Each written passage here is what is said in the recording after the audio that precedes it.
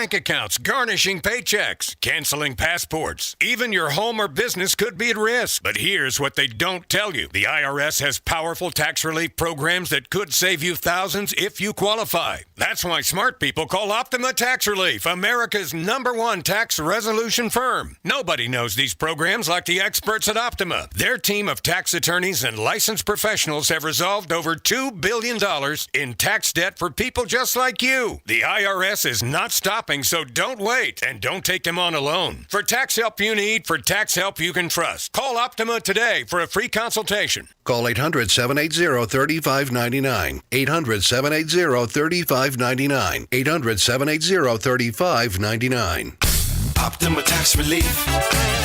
Some restrictions apply. For complete details, please visit OptimaTaxRelief.com. Hey parents, you don't need the latest gizmo, slang, or clothes to be a perfect parent, because kids in foster care don't need perfection. They need you. For more information on how you can adopt, go to adoptuskids.org. A public service announcement from the U.S. Department of Health and Human Services, Adopt Us Kids, and the Ad Council. This is WBNW 1120 AM, the Money Matters Radio Network. This is the Money Matters Radio Network, WBNW 1120 AM and W275CM FM, Concord, Boston, the Money Matters Radio Network. Our Senators Edward Markey and Elizabeth Warren and Representative Jake Auchincloss are standing up for radio listeners like us by supporting legislation to keep AM radio in cars. They know the value of local radio in times of emergency. Now it's time for Congress to finish the job and pass the AM Radio for Every Vehicle Act. Learn more at dependonam.com. This message furnished by the National Association of Broadcasters and this station. When a heart stops, the clock starts. You are the first responder until help arrives. In that moment, 4 minutes equals brain damage. 6 minutes equals too late in an emergency. The first responder is you. We need you. Will you be ready? Learn CPR. Visit heart.org/nation. That's heart.org/nation. Let's talk LDL. AKA bad cholesterol. The higher your LDL cholesterol, the higher your risk of a heart attack or stroke. Your health matters. Know your number. Talk to your doctor and get your cholesterol checked. And learn how to help lower your LDL bad cholesterol. Because your health is in your hands. Find out more at heart.org/LDL. As a busy mom, my to-do list is full. While we can't add more hours to the day, we do have a great resource to help. Go Red for Women has information to help you and your family live a healthier life. Visit goredforwomen.org/momlife today.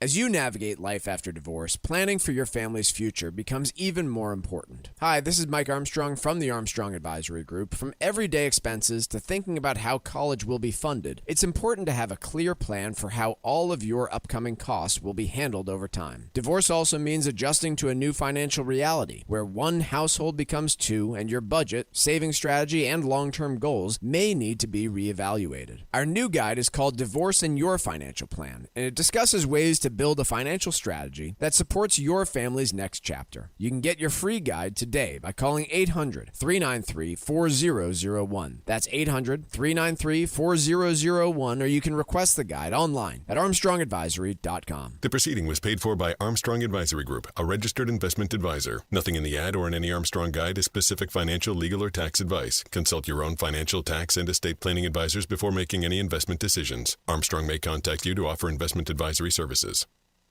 This is Tucker Silva of the Financial Exchange Show, and I'm joined today by estate planning attorney Todd Lutzke from the law firm of Cushing & Dolan with your Financial Exchange quick tip of the day. And today, we're talking about the use of life estates and your primary residence.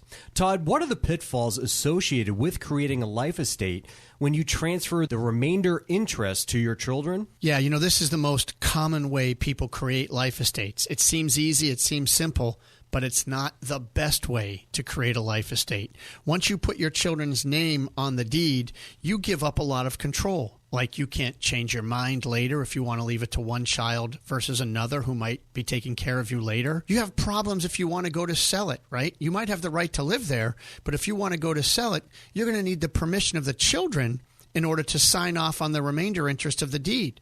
And then even if they do sell it and you get their permission, a larger chunk of the proceeds are going to end up in the hands of the child rather than you. That creates adverse income tax consequences to the child.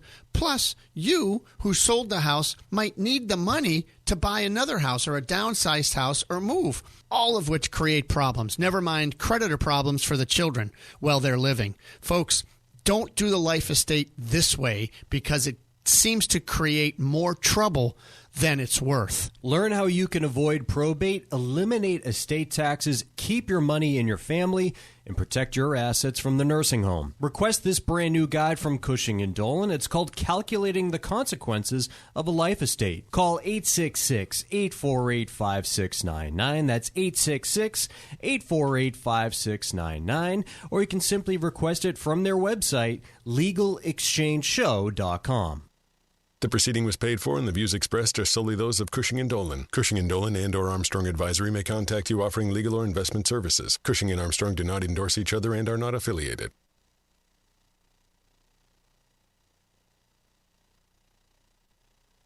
The Financial Exchange is produced by Money Matters Radio and is hosted by employees of the Armstrong Advisory Group, a registered investment advisor. All opinions expressed are solely those of the hosts, do not reflect the opinions of Armstrong Advisory or anyone else. Investments can lose money. This program does not offer any specific financial or investment advice. Please consult your own financial, tax, and estate planning advisors before making any investment decisions. Armstrong Advisory and the advertisers heard on this program do not endorse each other or their services. Armstrong and Money Matters Radio do not compensate each other for referrals and are not affiliated.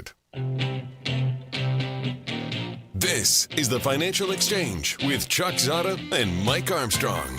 Your exclusive look at business and financial news affecting your day, your city, your world. Stay informed and up to date about economic and market trends, plus breaking business news every day.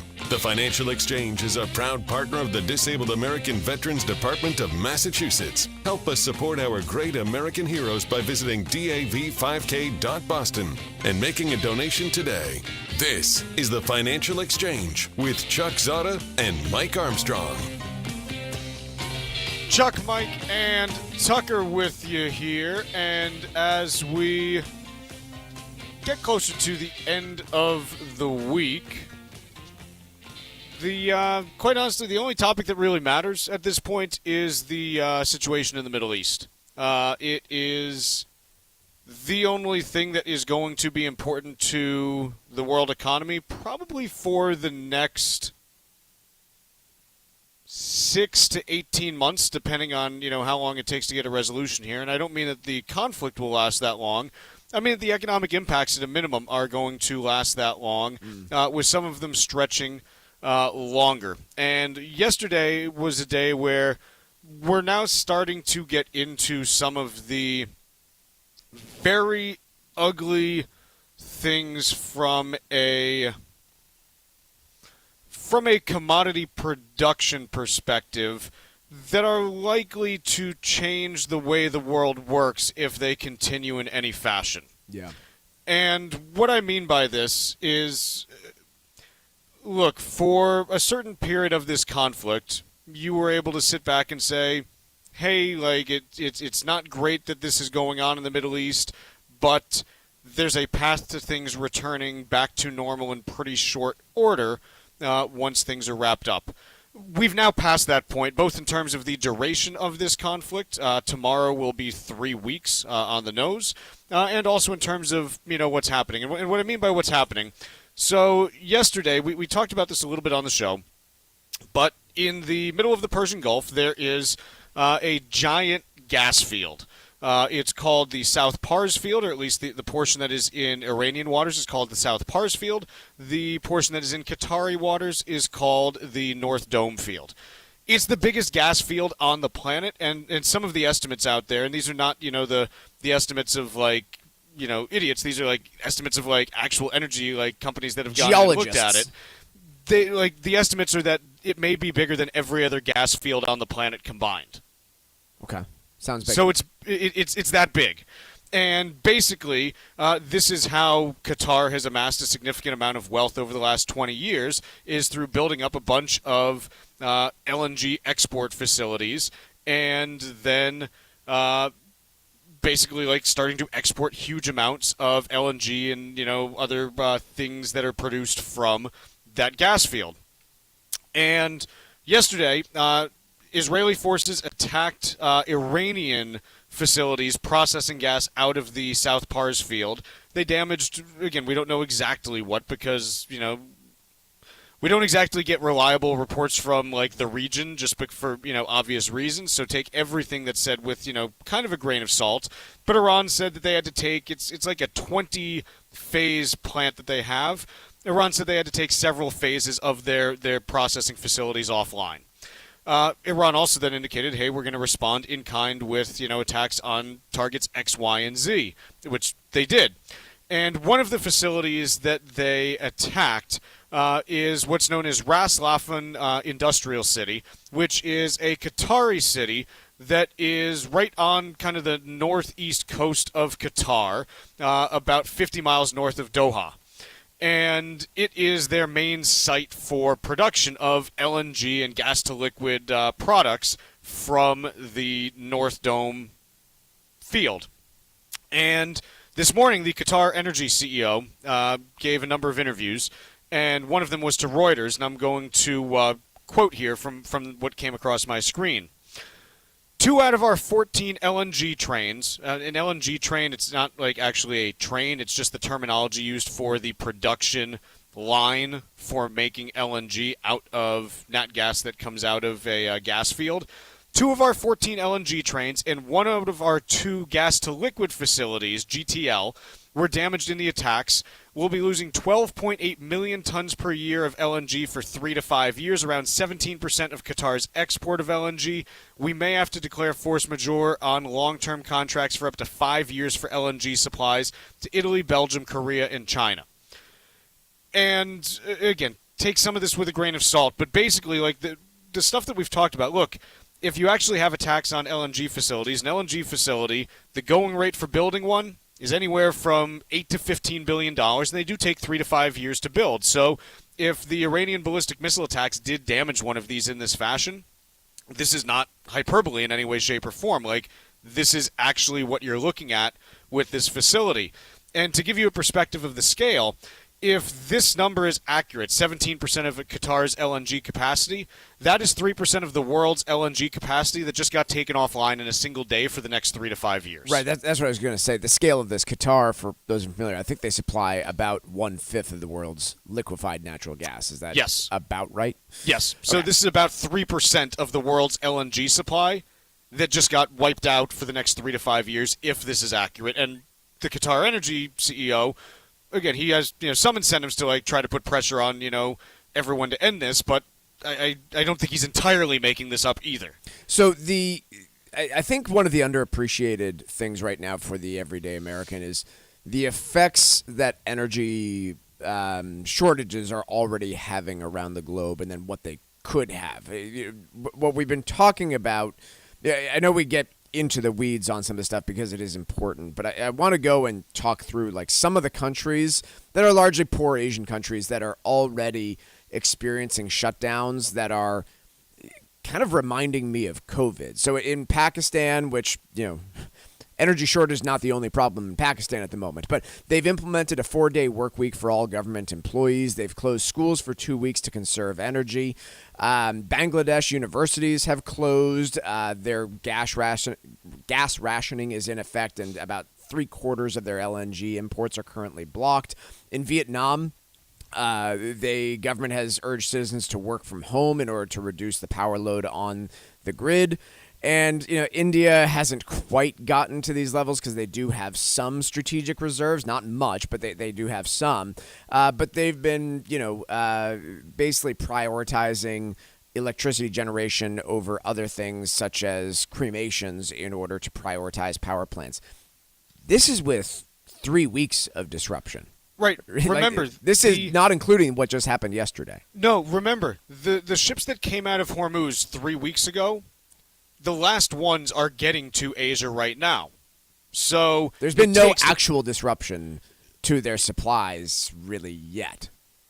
well, even though you are seeing, like, Japan is saying that they don't have enough diesel, and this is the problem, is it's not the crude side where you're seeing the acute shortages. The shortages are first showing up on the refined product side in terms of diesel, bunker fuel, jet fuel.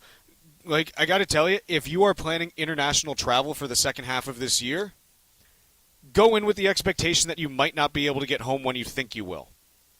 Because international travel, if this continues for any extended period, there is not going to be enough jet fuel throughout the entire world to be able to supply it. Again, I'm not talking about domestically, like this is different, but these are the things we're talking about. Remember, like think about the context this way. The world uses about 100 million barrels of oil a day. The U.S. uses 20. The U.S. is going to be able to figure out how to get its 20 million barrels a day no matter what. Yep. We can afford to. Which means the other 80 million barrels of demand, now you're talking about, again, even accounting for Saudi Arabia rerouting some distribution to its Red Sea facilities, which also were damaged in attacks yesterday.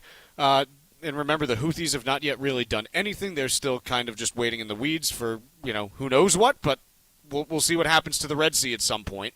Even with the Saudis rerouting supplies that way, and even with the SPR releases that you're going to be seeing, you're still running about a 10 million barrel a day deficit, which you do the math, and that is about 12.5% of the rest of the world's oil supply that is just missing. It's just not there. And remember, this is just oil. Nat gas, you're talking about 20% of the world's LNG supply that is just gone. Fertilizer, you're talking about 30% of urea supplies. Aluminum. Anyone buy a car? Anyone buy beer? Anyone buy just about anything that's manufactured these days? 10% of the world's aluminum comes through the Strait of Hormuz. You might be like, why is that the case?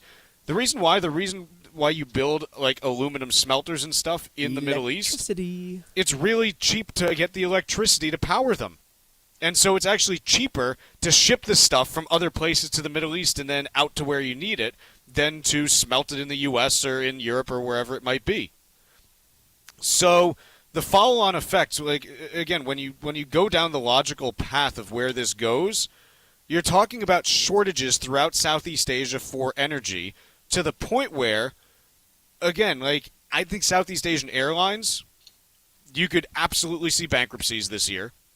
I think shipping companies might not be able to have enough bunker fuel to make all of the shipping runs they want to. Which the interesting question then is, what gets on the ships? Well, I mean, like every part of the supply chain. If you don't have the power to run your manufacturing facility, then you're not terribly worried about what gets onto the ship. Correct. I mean, like, you want to talk semiconductors, helium supply.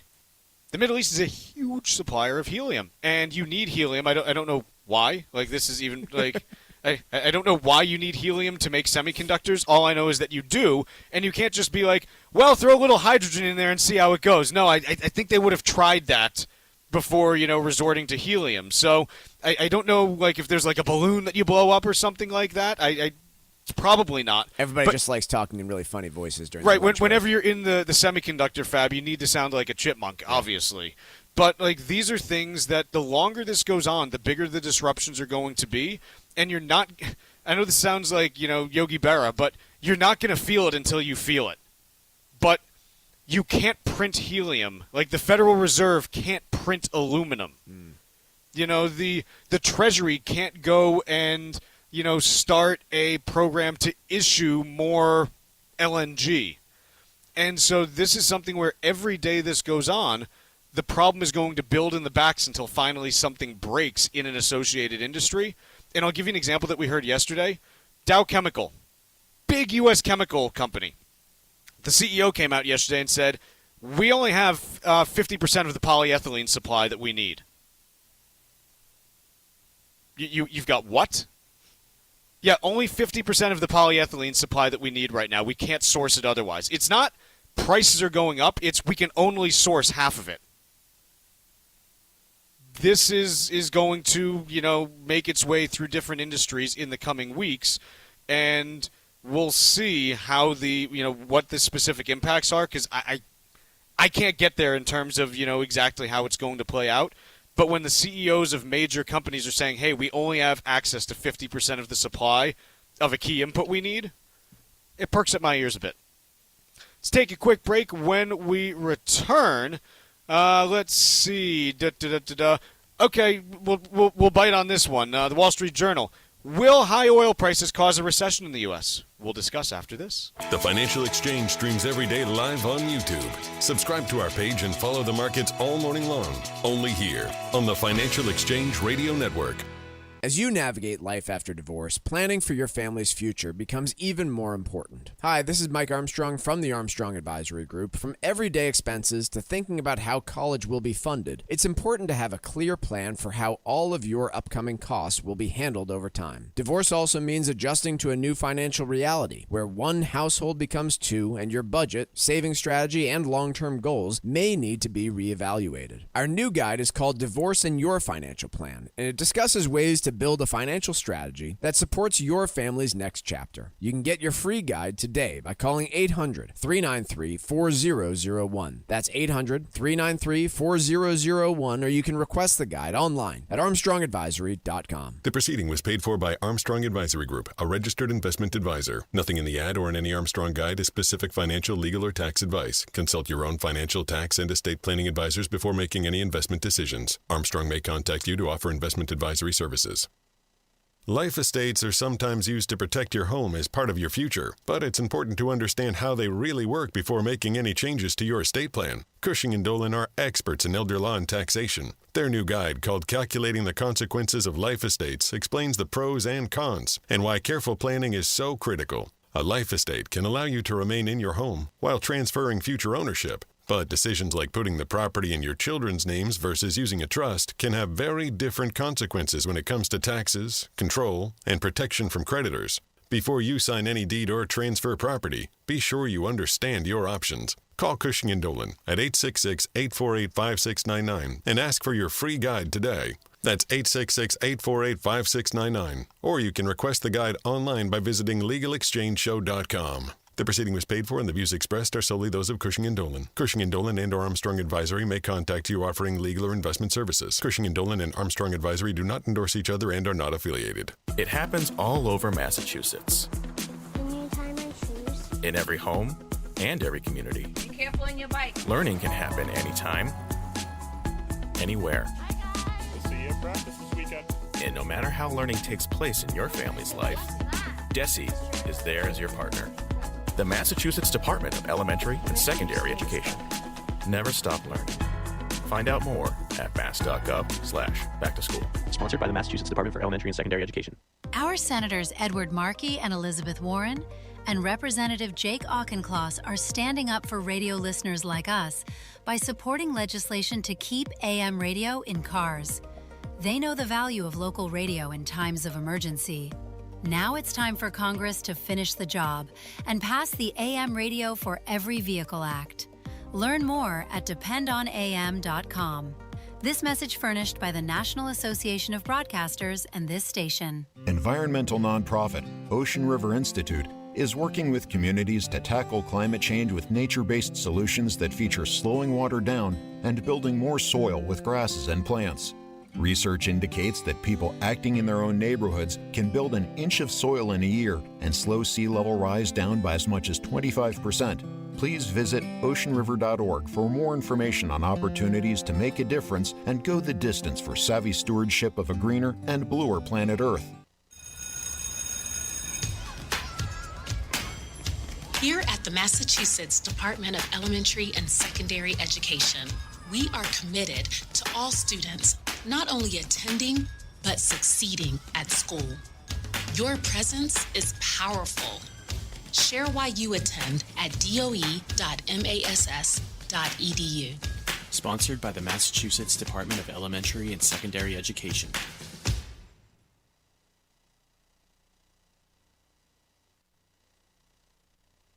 Daily financial content in your feed when you want it. Follow the Financial Exchange on Instagram. This is the Financial Exchange.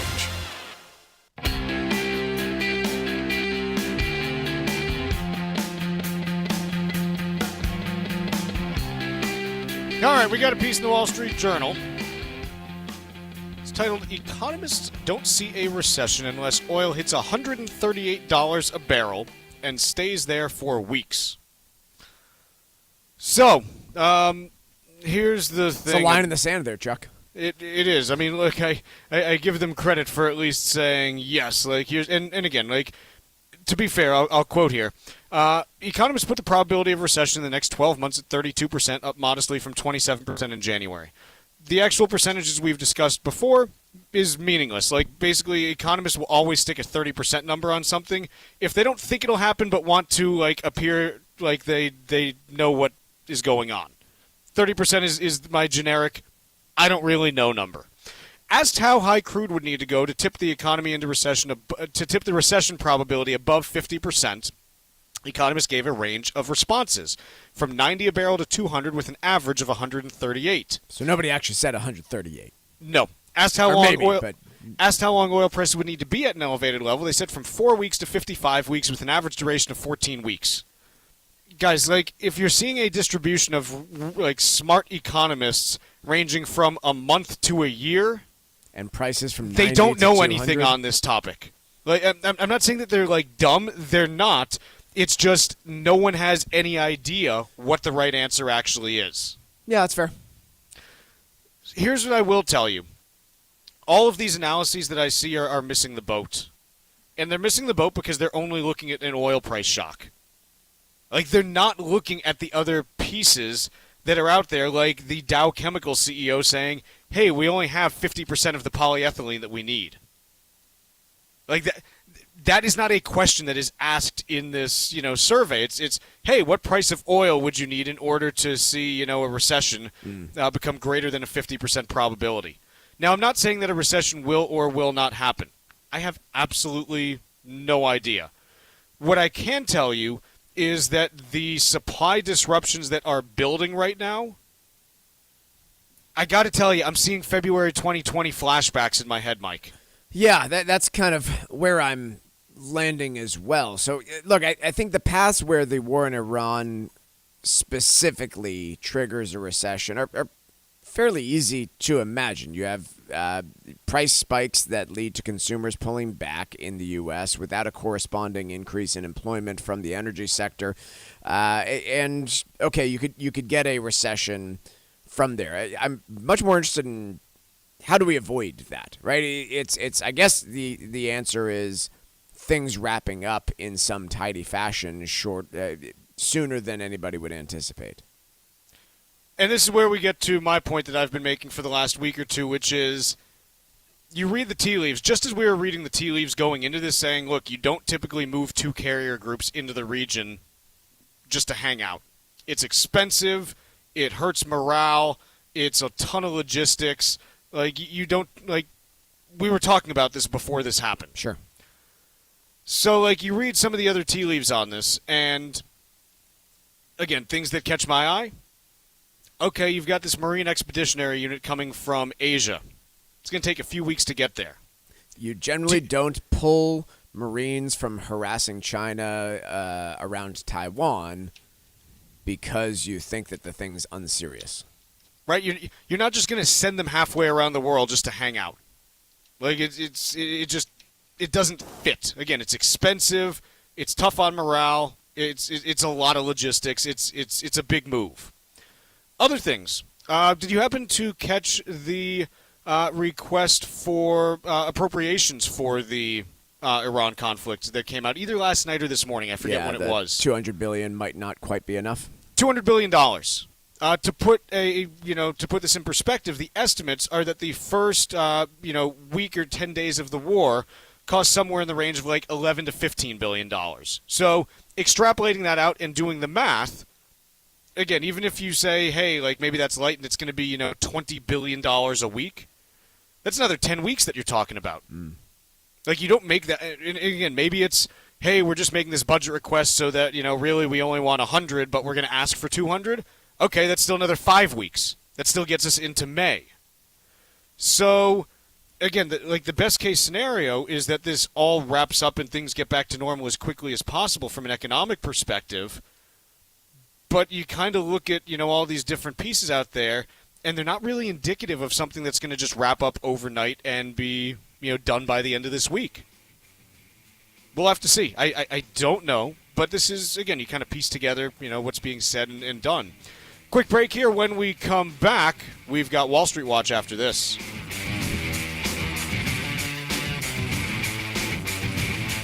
Like us on Facebook and follow us on Twitter @TFE Show. Breaking business news is always first, right here on the Financial Exchange Radio Network. Our Senators Edward Markey and Elizabeth Warren and Representative Lori Trahan are standing up for radio listeners like us by supporting legislation to keep AM radio in cars. They know the value of local radio in times of emergency. Now it's time for Congress to finish the job and pass the AM Radio for Every Vehicle Act. Learn more at dependonam.com. This message furnished by the National Association of Broadcasters and this station. Cardiovascular disease is the #1 killer of women, taking the lives of 1 in 3. That's more than all forms of cancer combined. For too long, heart disease and stroke have taken the lives of the women we love. But we're not giving up because we have something better, stronger, more powerful. We have each other. When we come together and go red, the more power we have against our greatest health threat. Visit goredforwomen.org today to learn more. Protecting your home at the Life Estate can be problematic if you don't understand the rules. Cushing & Dolan's new guide called Calculating the Consequences of Life Estates can help you learn about how this strategy works and what to consider. Call Cushing & Dolan at 866-848-5699 and get your guide today. Or request it online at LegalExchangeShow.com. The proceeding was paid for and the views expressed are solely those of Cushing & Dolan. Cushing & Dolan and or Armstrong Advisory may contact you offering legal or investment services. Cushing & Dolan and Armstrong Advisory do not endorse each other and are not affiliated. Hi, I'm Michael Valila, Adjutant of the Disabled American Veterans Department of Massachusetts. The DAV of Massachusetts provides thousands of hours of voluntary services at our VA medical centers and soldiers' homes and is the only DAV department in the country to lead a veterans housing initiative for both single veterans and those with families. These programs are critical to serving our veterans in their time of need. You can help our great American heroes by making a donation today. Please visit dav5k.boston. That's dav5k.boston. Let's talk LDL. AKA bad cholesterol. The higher your LDL cholesterol, the higher your risk of a heart attack or stroke. Your health matters. Know your number. Talk to your doctor and get your cholesterol checked. And learn how to help lower your LDL bad cholesterol. Because your health is in your hands. Find out more at heart.org/LDL. When a heart stops, the clock starts. You are the first responder until help arrives. In that moment, 4 minutes equals brain damage.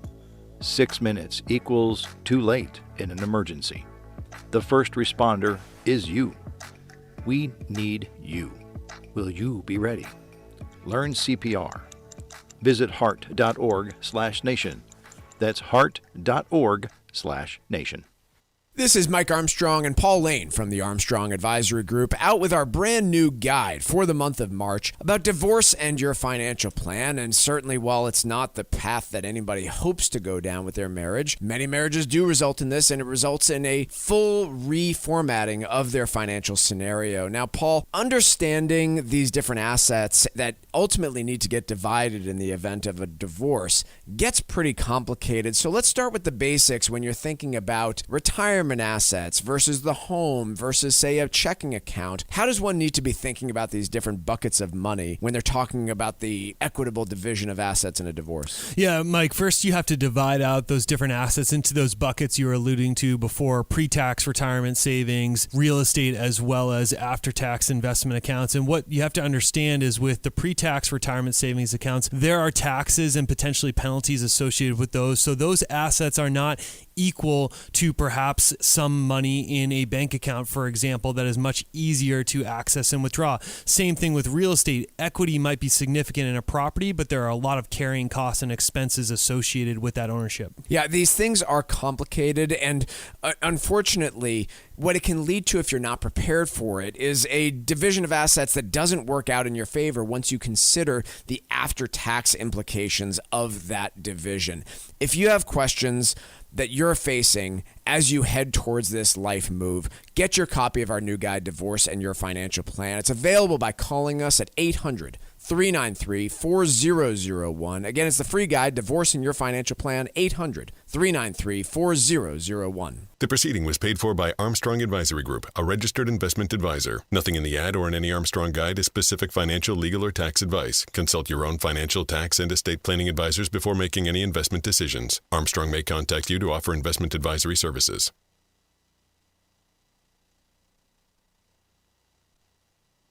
Time now for Wall Street Watch, tracking the stocks, the data, and the headlines driving markets so far today, right here on the Financial Exchange Radio Network. Well, markets are adding to yesterday's losses as increased uncertainty swirls around energy markets and the conflict in Iran. Right now, the Dow is down over 0.8% or 387 points. S&P 500 down over 0.5%. NASDAQ down nearly 0.7% or 150 points lower. Russell 2000 also off about 0.5%. 10-year Treasury yield up 1 basis point at 4.269%. Crude oil up over 1.5%, trading just below $98 a barrel. Shares in Micron Technology falling almost 3%, despite the chipmaker posting solid quarterly results where its sales nearly tripled as demand for its products outpaces supply. Meanwhile, Uber announced this morning it plans to invest up to $1.25 billion in EV maker Rivian, where 50,000 robo-taxis in several countries will be deployed through 2031. Uber shares are down by 1%, while Rivian stock is climbing nearly 4%. Elsewhere, Alibaba shares pulling back 6% as the Chinese company's increased food delivery competition weighed on earnings. Five Below shares jumping 8% after the discount retailer posted higher quarterly profit and sales as shoppers favored its low-priced offerings during the holiday period. And FedEx will report earnings after today's closing bell. I'm Tucker Silva, and that is Wall Street Watch. Mike, what do we got here from the Financial Times? U.S. exploring tying naval escorts in Strait of Hormuz to government insurance. Well, we mentioned, what was it, a week or two ago that the U.S. government was trying to strike a deal with Chubb, a private insurance company, to insure ships navigating through the strait. The idea here would be, as a condition of receiving U.S. military support, they would have to buy the insurance from Chubb via the American government. It's unclear to me exactly what role taxpayers have in kind of backstopping Chubb's insuring of these vessels, because clearly I don't think any private insurers, would be comfortable with the risk here without a government backstop. But that would be the idea: is, hey, if we eventually get to the point where U.S. military vessels are navigating the strait and assisting vessels going through, then they would be required to buy the insurance from this U.S. government program, which,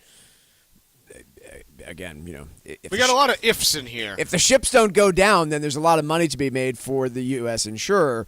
But obviously, if a strike sneaks through, then you're kind of doubling down on it here. Yeah, I mean, look, I can see the thought from the U.S.'s perspective, and that my guess is one of the conditions for this insurance being available is probably a reflagging of the ship to be a U.S. flagged ship. That's my guess. And look, I can understand the logic behind it and everything. It's just there's 4 million moving pieces right now, and to this point, it's unclear, exactly how look, if you look at the geography of the Strait of Hormuz, and I don't know how many people listening have actually, looked at this. It's basically like a hairpin turn that goes and starts off the Persian Gulf, where at its narrowest point, it's about 20 miles wide.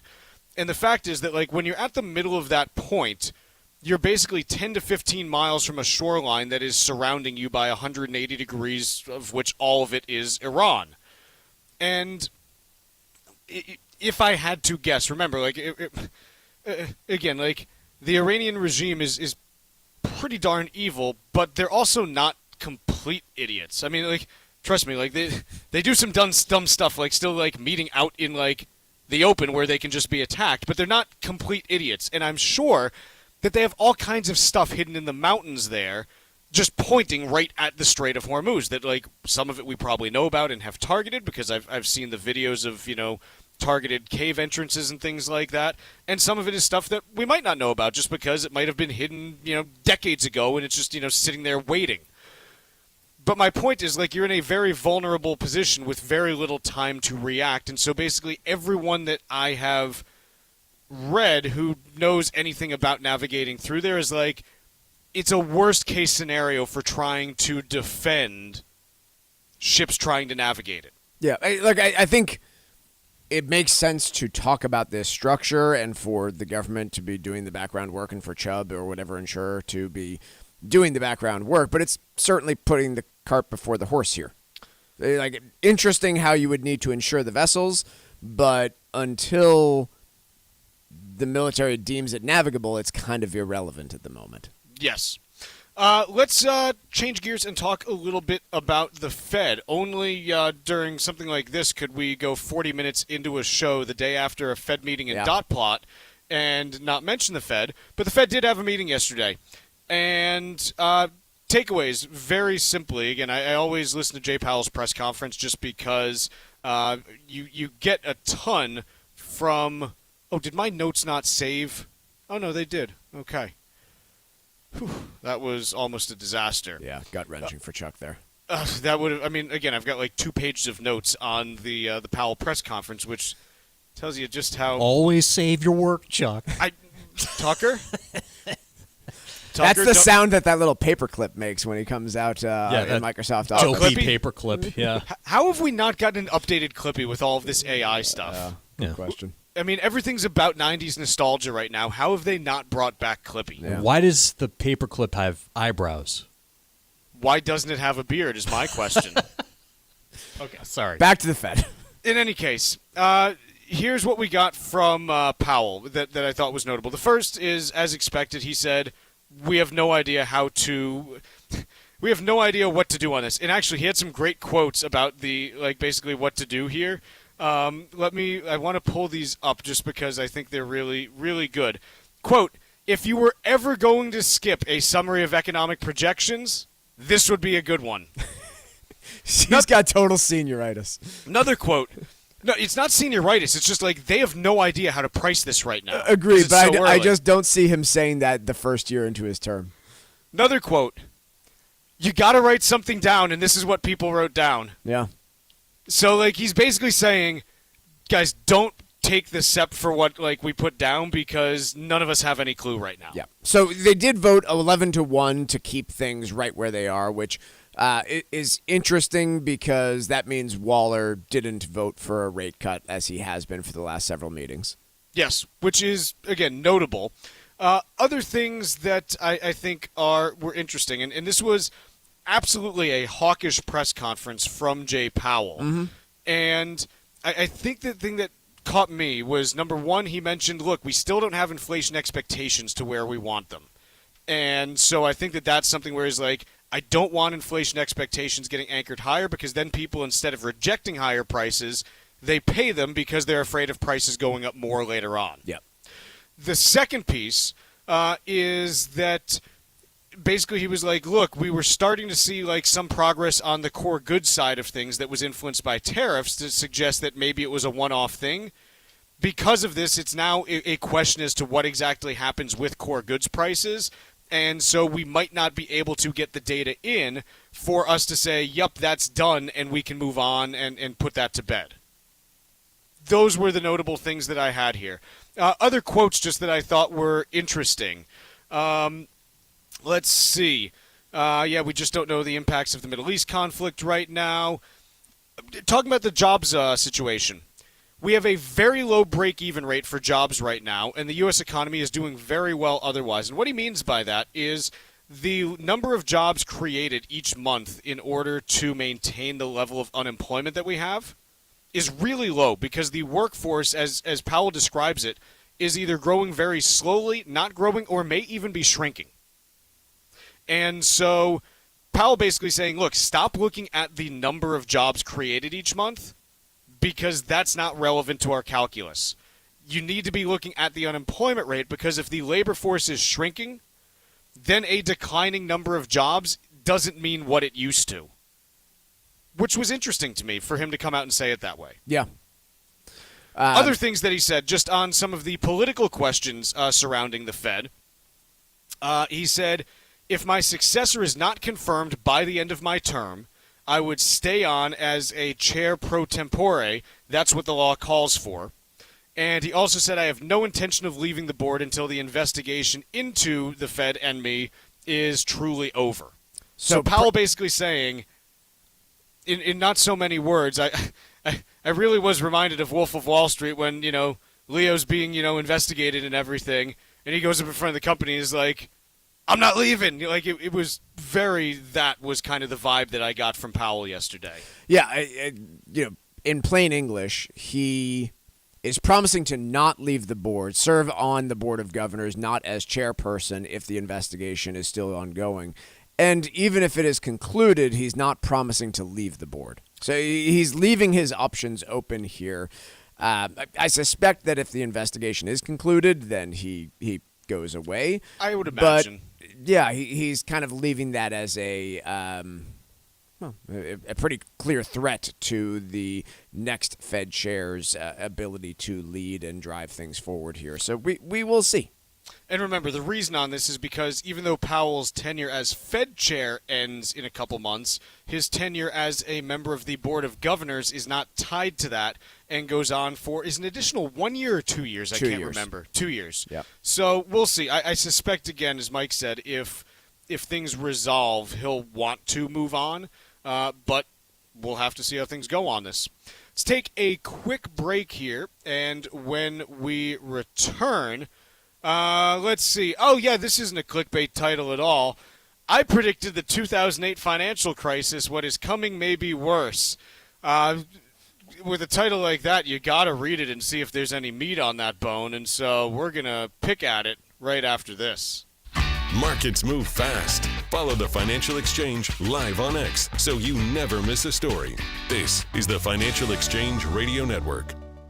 Protecting your home at the life estate can be problematic if you don't understand the rules. Cushing & Dolan's new guide called Calculating the Consequences of Life Estates can help you learn about how this strategy works and what to consider. Call Cushing & Dolan at 866-848-5699 and get your guide today. Or request it online at LegalExchangeShow.com. The proceeding was paid for and the views expressed are solely those of Cushing & Dolan. Cushing & Dolan and or Armstrong Advisory may contact you offering legal or investment services. Cushing & Dolan and Armstrong Advisory do not endorse each other and are not affiliated. Hi, I'm Michael Valila, Adjutant of the Disabled American Veterans Department of Massachusetts. The DAV of Massachusetts provides thousands of hours of voluntary services at our VA medical centers and soldiers' homes and is the only DAV department in the country to lead a veterans housing initiative for both single veterans and those with families. These programs are critical to serving our veterans in their time of need. You can help our great American heroes by making a donation today. Please visit dav5k.boston. That's dav5k.boston.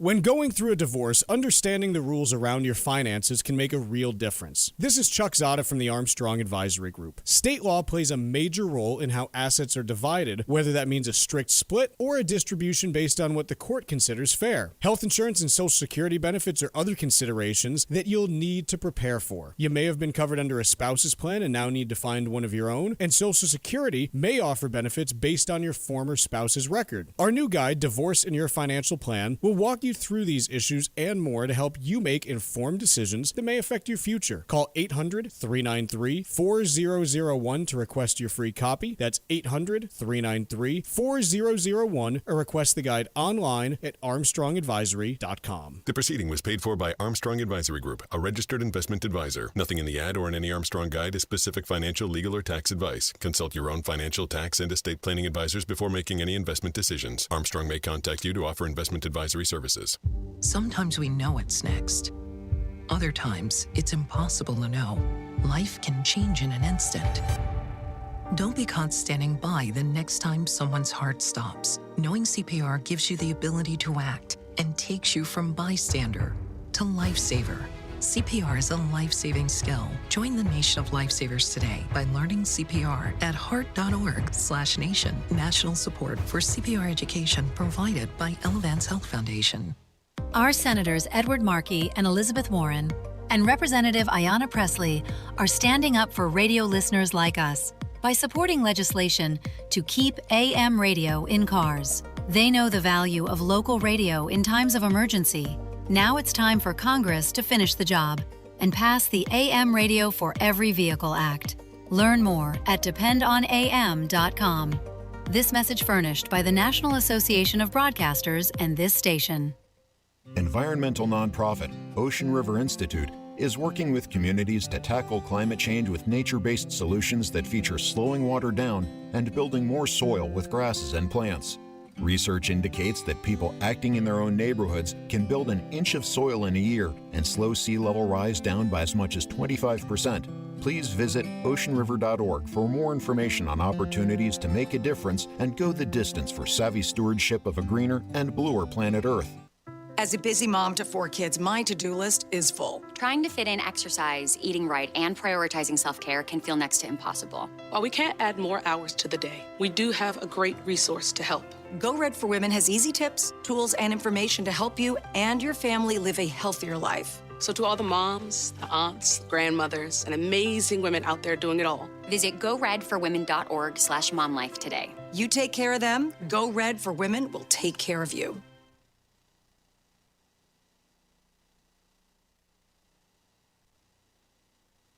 From markets to money to business and financial news, watch The Financial Exchange every day on YouTube. Hit that subscribe button and keep up to date on the market news you need to know. This is The Financial Exchange.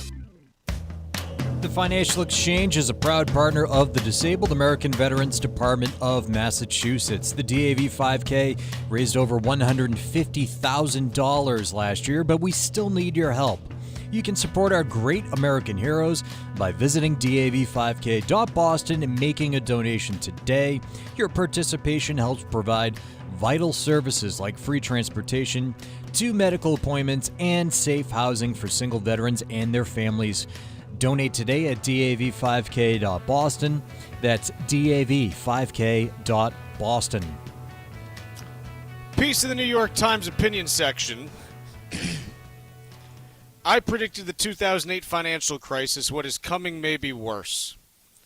So, dear God, I read through this piece, and here's the deal. It's a bunch of like hypotheticals where like, yes, if this worst thing happens, then this worst thing happens, then this worst thing happens. Yes, all of that will be worse. So like as an example, if private credit ends up being something at the scale near the financial crisis. And then if the AI boom busts the same way that the tech bubble did, and if China invades or blockades Taiwan, and if the Iran conflict lasts the rest of the year, yes, like if all of that happened, it would be worse than the financial crisis. But yeah, that's a lot of ifs. I'm the quote that I remember hearing from, I remember his name, my professor, Dr. Alan Frischman, in spring of 2009, is the same thing that the author of this said to his coworkers back at that same time period. It was, remember what's happening. You'll never see anything like this again.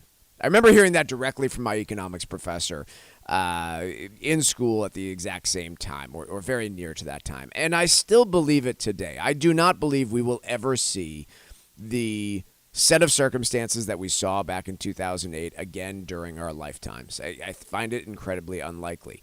And frankly, what he's talking about would be a completely different set of circumstances and everything else. This is clickbait. Yes, if all of those things went wrong, frankly, of all of them, the one that would have me the most concerned would be the Taiwan scenario, because then all of the technology in all of our hands would become rendered useless within like 2 years. So that's the one that really would spook me personally. But yeah, you'd have to have all of those dominoes falling in order to get there. This is is it just clickbait? Is that where we're landing here? I land on it. It's not to say that there aren't real questions now, but again, like it's half just of 3/4 of the questions existed prior to the war in Iran. Yes. So we're writing this one now. Like, yeah, I'm just beware of this sort of thing. There's no meat on it. There's no mathematics to it all. I think the question of why has so much coverage around this been so doom and gloom. I mean, there's obvious reasons for it to be doom and gloom, but I think part of it, especially when you're listening to financial shows, as to why people sound concerned, in my view, would be that equity markets still, even with where we are now, equity markets are, I think, now 4.5% off of their not even 4.5% off of the highs that they reached on Friday, February 27th. Oh no, we're 6% off on the S&P now. Are we? Yep, unless I did the math wrong. You do the math again. We'll double check. Divided by 7,002. Yep, we're 5.3%. Okay. No, we're 6% off the peak. Okay, yeah. So off the peak or the pre-Iran invasion price? The peak. Okay, so we're 6% off the Iran invasion price. Let me do that now while you talk. The obvious conclusion that I think a lot of people are coming to is, okay, with equity prices still so rich, with so many investors banking on this ending perfectly and the ability to buy the dip, which is very much the narrative in equity markets, the natural question that comes to mind is, well, how could that work out incorrectly, right? Because the way that markets react if this wraps up and we're left with some degree of ceasefire and stability in the Middle East is pretty clear to me, and equity markets don't really move a whole lot based on that. When you have equity markets only moving, like I said, I don't know if you ran the numbers, Chuck, something like 4% since the invasion of Iran. 5.3. I think a lot of people find that there's just more potential downside there than it looks like a whole lot of upside. That's at least where I land when I'm talking about all this, is because, yeah, if equity markets were down 15% like they were in April of 2025, I think we'd be talking about this very differently of, okay, well, this is how it rebounds. Yeah, I would agree. And here's the thing, like, parts of the market have gotten cheaper just through like time and some corrections. NVIDIA, just as an example, is trading at 21 times forward earnings right now. That is the lowest PE ratio it has traded at since last April. So like it's gotten a lot cheaper. In the last 6 months or so, it was trading 40x forward earnings for a lot of the second half of the year. It's gotten a lot cheaper. Combination of how you're projecting forward earnings and combined with it's pulled back a bit. So I don't know. Like you look at this, and the one thing that markets are not pricing in right now is any decline in earnings as a result of anything going on. That would be the obvious catalyst. If you start to see something like that coming, that's a shift that is not being priced in and would be a different one. So we'll see. Quick break here, but hour 2 is coming up in a bit.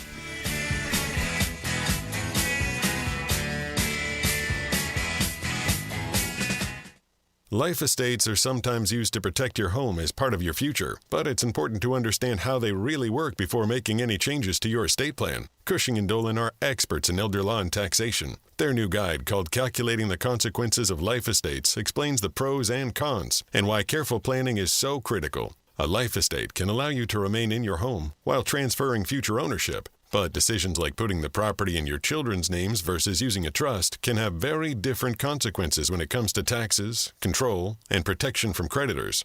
Before you sign any deed or transfer property, be sure you understand your options. Call Cushing & Dolan at 866-848-5699 and ask for your free guide today. That's 866-848-5699. Or you can request the guide online by visiting LegalExchangeShow.com. The proceeding was paid for and the views expressed are solely those of Cushing & Dolan. Cushing & Dolan and or Armstrong Advisory may contact you offering legal or investment services. Cushing & Dolan and Armstrong Advisory do not endorse each other and are not affiliated. Have you saved enough for retirement? This is Mike Armstrong from the Armstrong Advisory Group. The advisors at our firm have 150 years of combined experience in the financial services sector, and they all work together to help you develop a unique financial plan that offers investment management, financial planning, tax strategies, and retirement planning. It's our goal to help you reposition your assets and give you peace of mind. Having a solid retirement strategy and investment plan becomes more important as you age, so visit us today at armstrongadvisory.com and sign up for a free, no-obligation planning session. Just click the Get Started button at the top right corner of the homepage, and you can select the day and time that works best for you. Go to armstrongadvisory.com and let us develop a plan to help you secure your financial future. Again, that's armstrongadvisory.com. The proceeding was paid for by Armstrong Advisory Group, a registered investment advisor. Nothing in the ad or in any Armstrong guide is specific financial, legal, or tax advice. Consult your own financial, tax, and estate planning advisors before making any investment decisions. Armstrong may contact you to offer investment advisory services.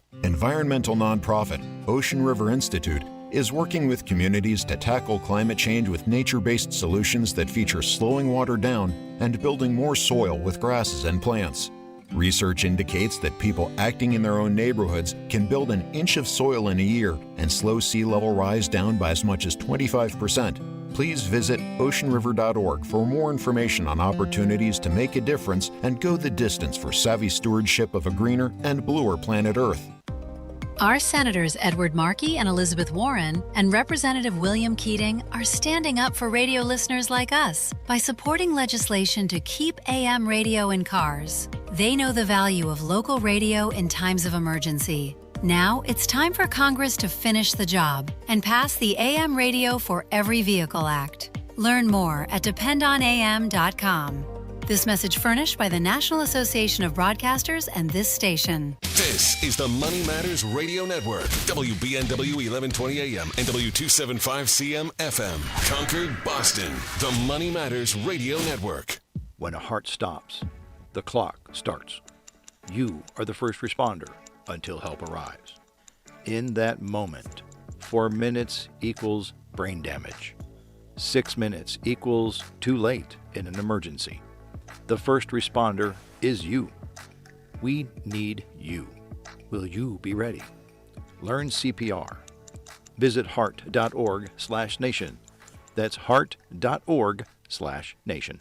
Divorce isn't just a legal process. It's a financial reset. Hi, this is Mike Armstrong from the Armstrong Advisory Group, and our new guide, Divorce and Your Financial Plan, walks you through how to take inventory of your assets, avoid common mistakes when splitting accounts, update beneficiaries, and start building a plan that works for your next chapter. Divorce is complicated enough without all of its financial ramifications. The decisions you make now can have lasting consequences for your future, because after a divorce, it's not just about who gets what. It's about making sure your financial life is truly separated and set up to support your goals going forward. Call the Armstrong Advisory Group right now at 800-393-4001 and get your free guide, Divorce and Your Financial Plan. That's 800-393-4001 or request the guide online at armstrongadvisory.com. The proceeding was paid for by Armstrong Advisory Group, a registered investment advisor. Nothing in the ad or in any Armstrong guide is specific financial, legal, or tax advice. Consult your own financial, tax, and estate planning advisors before making any investment decisions. Armstrong may contact you to offer investment advisory services.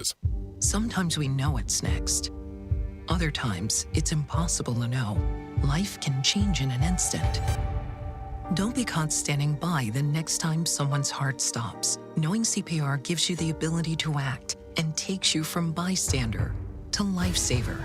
CPR is a life-saving skill. Join the nation of lifesavers today by learning CPR at heart.org/nation. National support for CPR education provided by Elevance Health Foundation. It happens all over Massachusetts.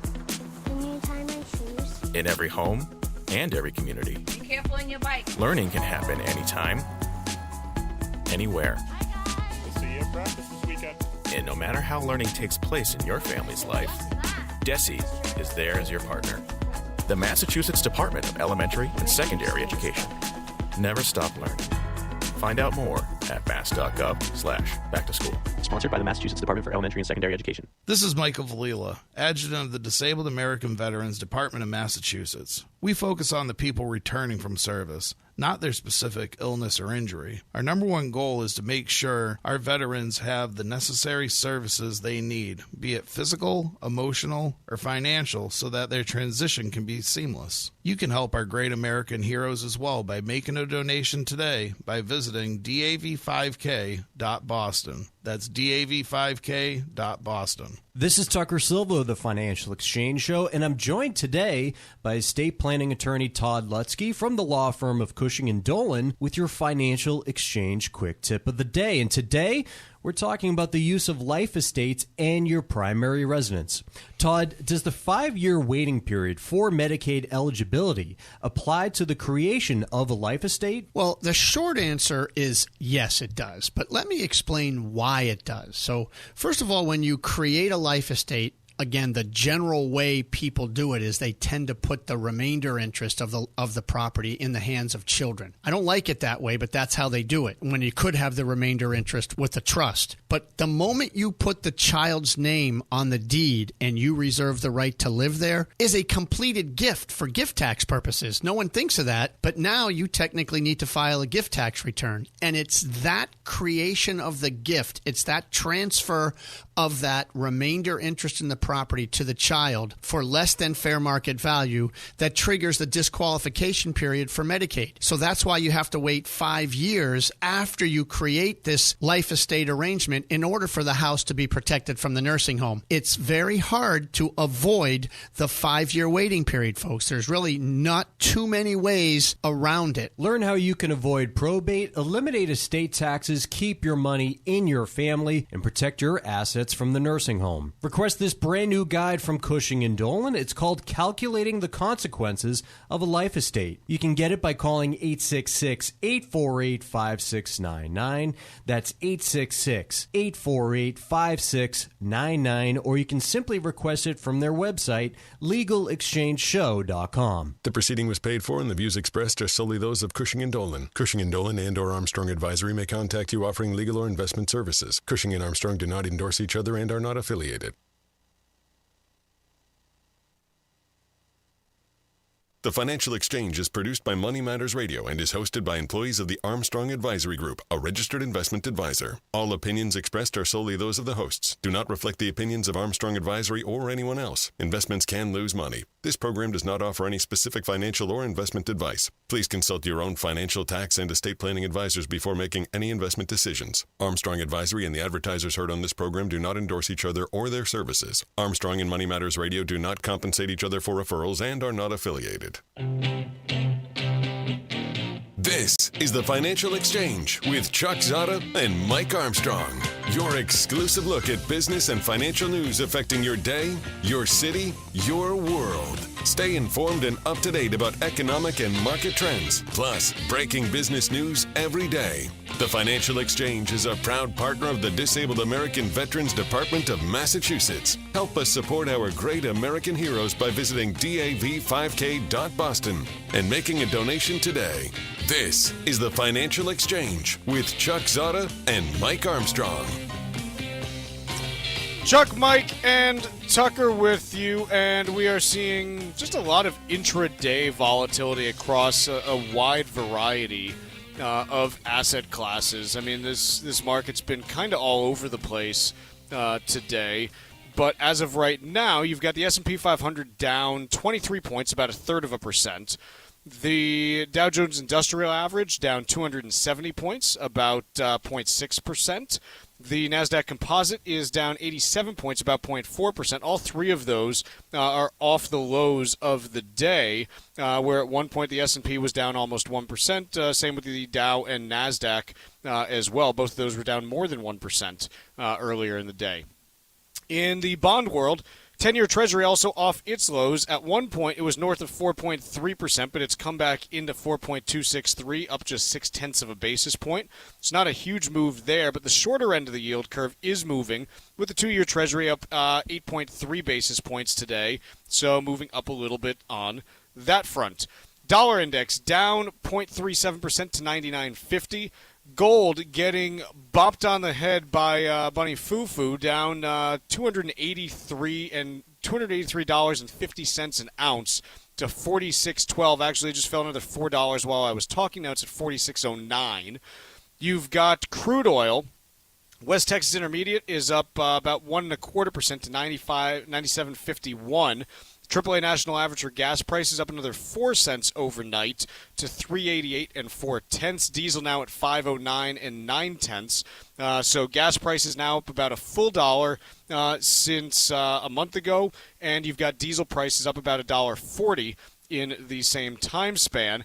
Brent crude blowing out even further. There's a pretty big gulf developing between the Brent pricing and the West Texas Intermediate pricing, suggesting that traders may be starting to price in a U.S. export ban. We'll see if that ends up being the case. To this point, I have not seen any official trial balloons floated along those lines. But you've got Brent now at 111, while the U.S. West Texas benchmark is at 97. That's a pretty wide delta between those two, and we'll see how that resolves in the coming days and weeks. So that's what's going on in markets. JP Morgan strategists say investors are complacent on the Iran war. What are they saying here? The same thing that I think lots of people are trying to say. JP Morgan puts out these types of warnings every once in a while, but they're saying the same thing that a lot of folks are, which is, hey, expressing some surprise that equity markets are only down about 5% since the war broke out, given the potential risks here. And I think I can understand both sides. On the side of investors unwilling to sell, they've gotten burned pretty much every time they've sold over the course of the last 5.5 years. Frankly, even longer than that. Even the COVID shutdown, right? It's been a while since we've had a prolonged bear market. You got to go back to the tech bubble. Tech bubble. Like, even the financial crisis wasn't long. The actual bottoming process took 4 months. Yeah, the bottoming process took 4 months. All in, I think it took 4.5 years from peak to get down to trough and then all the way back to peak. Sure. But yeah, it's been a very long time since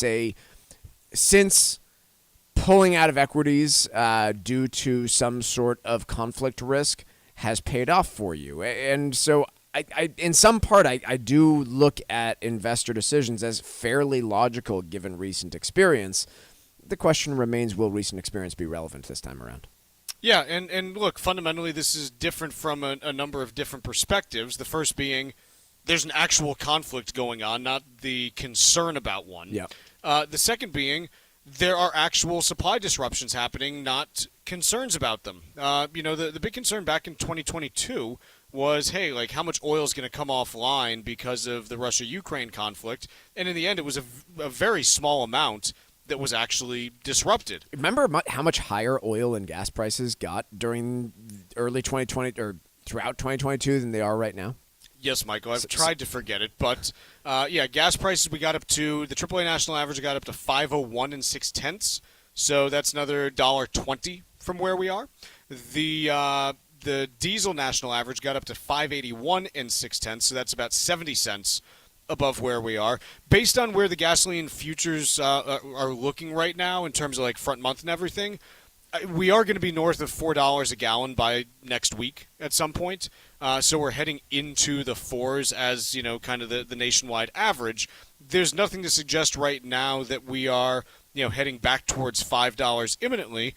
But I can tell you, again, every day this goes on, the supply picture worsens because you have another 10 million barrel deficit that you are trying to sort out on the worldwide stage. So what's similar and what's different from now to that period of time? I'm just trying to compare and contrast to the most recent. It was pretty close to a stagflation environment. It was very temporarily stagflationary, I suppose you could say. I would say the first half of 2022 was absolutely stagflationary. Yeah, agreed. I hate calling something stagflation that only lasts 6 months, but yes, agreed there. So I think one thing that was vastly different was the estimates of just cash and savings still working around the U.S. economy back in 2022 compared to right now. We were pretty sloshy then. They're very different. And the labor market was a fair bit different. The pace of hiring that we had just come off of in 2021 and that continued through 2022 was a very different scenario from where we are right now. Yeah, I'd say those are probably the biggest differences out there. Other things, you had a strong housing market heading into 22. 22 with interest rates moving up broke the housing market. It's like when when we talk about, like, what really changed the affordability picture, the biggest thing was rates moving from the high 2s to the high 6s. Yeah. Like, that was, it's a 40% increase in monthly payment if you're making a standard 20% down payment. So there are some key differences. And I think the big one here, though, is you are the thing that no one wants to really talk about or price in are physical shortages of all kinds of different stuff. And it's not so much in the United States, but on a worldwide level, like, you are going to have shortages of stuff if this goes on, for any meaningful period longer. You're already starting to see them, building up on the periphery in Southeast Asia. Sure. But Southeast Asia is going to run into all kinds of problems with energy shortages because the SPR releases are slow. Again, the estimates that I'm now seeing, that originally people were optimistic, hey, maybe you can get like 5 million barrels a day out of SPRs worldwide. The ones I'm seeing now are close to like 2.5 to 3.5 million barrels. Like, so it's just not enough flow that you can replace there. On top of that, okay, you got SPRs for that. Like, you don't have an aluminum strategic reserve, and 10% of world aluminum comes through the Strait of Hormuz. Right. 30% of world urea comes through the Strait of Hormuz. So Southeast Asia, hey, you're heading right into like planting season and everything. What are your crop yields going to look like? Are you going to have problems putting food on the table for families? Like, these are real things that are fundamental at this point. And this is before you even get to like the second order effects that influence these things. In Brazil right now, they're going through the big soybean harvest. You a big soybean guy, Mike? All the time. Yeah. I'm not. I consume truckloads of it. I'm not a tofu guy.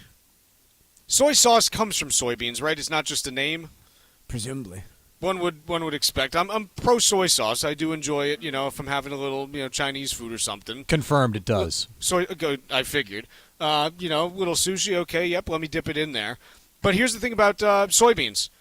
They're grown in the interior of Brazil.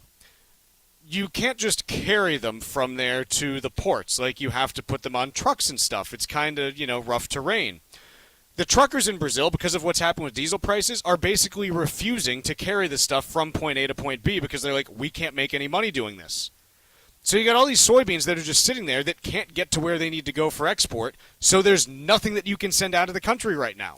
Yeah, I think part of what made the early 2020s, due to the COVID supply shutdown, so problematic was the stop-start nature of it and just the vast uncertainty of, hey, we've never seen anything like this before. And what I keep going back to is, again, if this wraps up and you've got a ceasefire that it holds within the next few weeks, you avoid a lot of the damage that we're worried about. If instead you have a period of time for all of a good portion of 2026 that's defined by start-stop movements through the Strait of Hormuz, that's where I get quite concerned about where this could all go. And does anybody listening right now have a sense of which path we're going down? I certainly don't. No.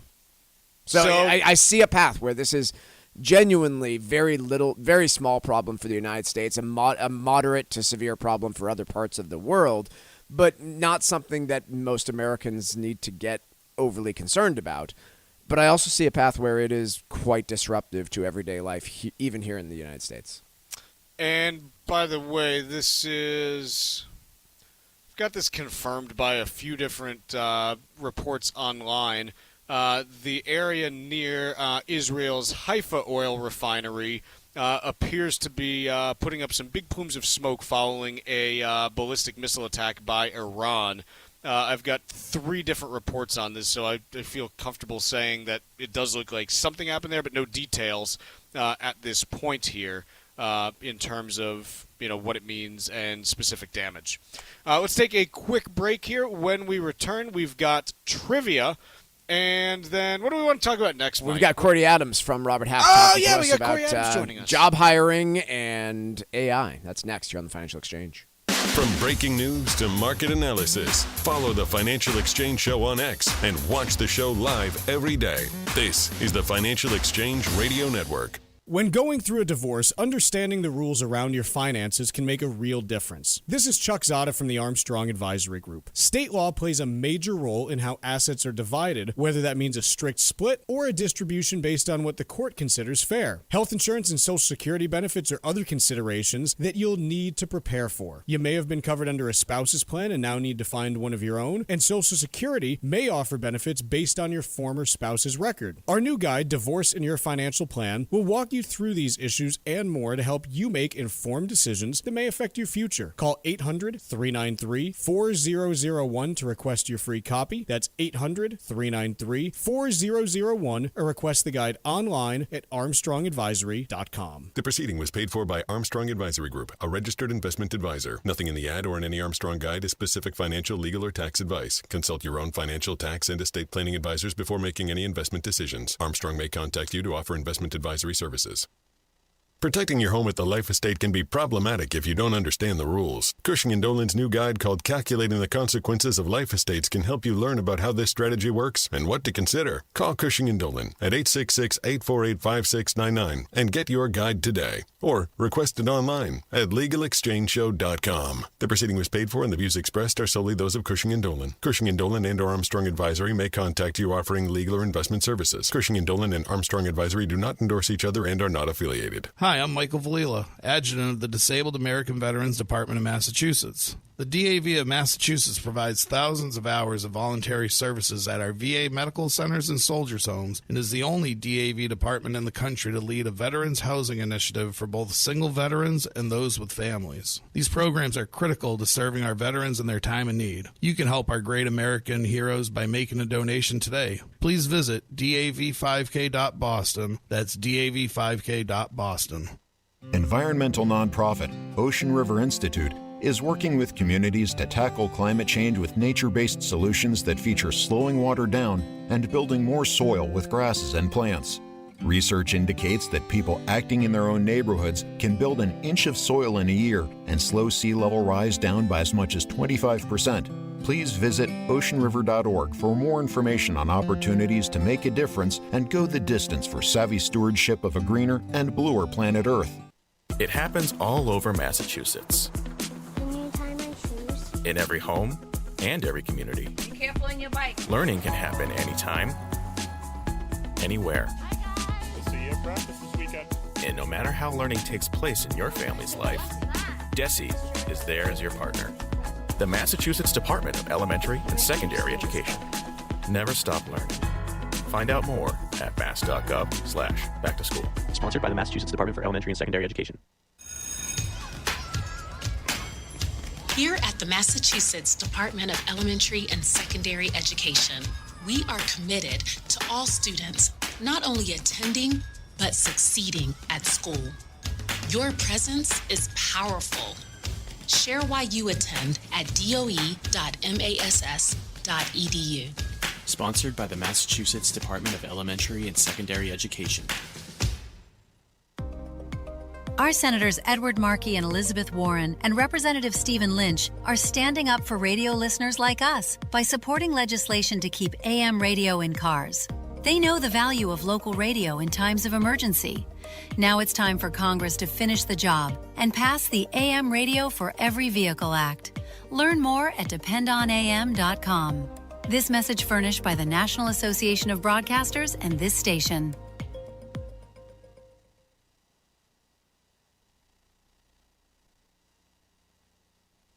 Hear the Financial Exchange every day from 11 to noon on SiriusXM's Business Radio Channel 132. Keep it here for the latest business and financial news and the trends on Wall Street. The Financial Exchange is now live on SiriusXM's Business Radio Channel 132. This is the Financial Exchange Radio Network. Joining us now is Corey Adams from Robert Half and talking to us about AI and slowing the hiring market. Corey, thanks for joining us. Appreciate it. Thanks for having me as always. So, Corey, I think when most people think about AI slowing the hiring process, rather, my mind immediately went to oh, the existing employees are taking on more work. They're trying to replace existing employees with AI tools, and so they don't need as many employees. That's not what you're focusing on here. You're talking about the actual process of sorting through resumes and applications. How is AI changing that process for HR managers today? Yeah, I mean, you said it perfectly. I mean, AI is reshaping how work gets done, and it's evolving the skills required in all types of different roles and positions. But on the hiring side, there's a new challenge, and it's all around these AI generated resumes. So hiring managers and HR leaders are seeing a massive influx of AI generated resumes as well as applications. And these have basically been optimized to match job descriptions. So in some cases, these AI tools are fabricating or embellishing work history and skills. And that's a problem. And it's making it harder for employers to distinguish between authentic experience as well as between that and AI generated content. And so from our survey and from our research, 2/3 of hiring managers literally said that AI generated resumes are making it much harder right now. With these online job boards for the last, I don't know, probably 2 decades being the primary source of applying for jobs, it's probably already increased the volume of applications. But do you have any data on how much, application volumes have increased for average roles since people really started using AI for this? Because I continuously hear stories about people, developing bots and agents to apply for all sorts of jobs, and it's a lot easier to do so with the help of those agents. Yeah, I don't have exact data on the increase. What I will tell you is that 67% of HR leaders, because this is really here the survey was geared towards, said that it's created more work. 20% said it's creating 2+ week surplus of hiring. And 65% of managers said that these surge in applications, so that's high volume, has basically made it incredibly difficult to verify any of their candidate skills. And so what's really happening, it's kind of a big red flag, is that a resume is basically being designed to mirror job postings almost word for word. And so they may look and see this candidate's perfect on paper, but during the interview process, those individuals sometimes struggle to explain or articulate the experience that's been listed. And so in other cases, we're seeing AI generated interview responses that sound polished, but they lack concrete examples, outcomes, or real world context. And so we can probably all agree that when candidates can't provide clear examples of their work, it raises concerns about their authenticity as well as their job readiness. And so all of this, as a result, as expected, is often leading to longer interviews, additional assessments, and ultimately significant delays in the hiring process. So I can understand the frustrations of HR managers. I also hear it from people looking for jobs, though, that they feel as though an AI system is effectively reading their resume and coming to conclusions without much in the way of HR management. And frankly, from the HR's perspective, I can see the value in having an AI agent sift through resumes and try to verify experience via different means. I know we're getting to peak silliness here, but isn't it the case where many firms are utilizing AI to sift through probably AI generated resumes? Potentially, and it's an interesting question, but I guess what I would say is, I often get asked, like, does this mean that we're sort of kind of moving away from the world of the actual resume itself? You're right. Organizations need to use the AI from a vetting perspective, but the problem is that on the candidate side, the AI is creating dozens and dozens of nearly identical resumes because they're all using the same prompts and the same optimization tools. So basically, real specific examples are the one thing that you can speak to that's going to allow you to stand out. So, is the resume gone? Is it dead? No, probably not. But the reality is it's becoming where organizations are using the technology, but it's also creating problems on the other end because more and more workers are using AI right now. And so the reality of it is that these resumes are just not popping out to the employer the way that they used to. Maybe it's a combination of volume, maybe it's just a turn in the market, but it's just not the same as it was. And so what we're seeing right now is it's a little bit more common for companies to start sourcing for candidates using LinkedIn, their own personal network, their professional network. They could basically be looking at people who are applying their jobs, or they could be working with a staffing firm. But a combination of all of these, for the most part, seems to be a move towards being a little bit more efficient and effective instead of just vetting through massive piles of resumes, if in fact, to your point, the AI is not catching them on the front end. Corey, fascinating stuff as always, and always new thoughts on how do I stand out as a candidate in 2026 with the AI slop that is taking over the job application process. Corey, thanks so much for joining us as always. Appreciate it. That's Corey Adams from Robert Half talking to us about the AI-generated job applications, slowing down the hiring process. And again, Chuck, I think pushing us back to a point that we've talked about, which is nobody's really able to trust a whole lot that they see on the internet these days, and that apparently is drawing to the job application process too, which, again, if I see one potential positive, it's that we don't trust stuff that we see on the internet as much, and we have to, deal with face-to-face human interactions again. So we'll see. Sounds great, personally. Like, more face-to-face interactions, I'm all about. The internet's been great, but maybe its time is done. Quick break. Wall Street Watch and trivia coming up next.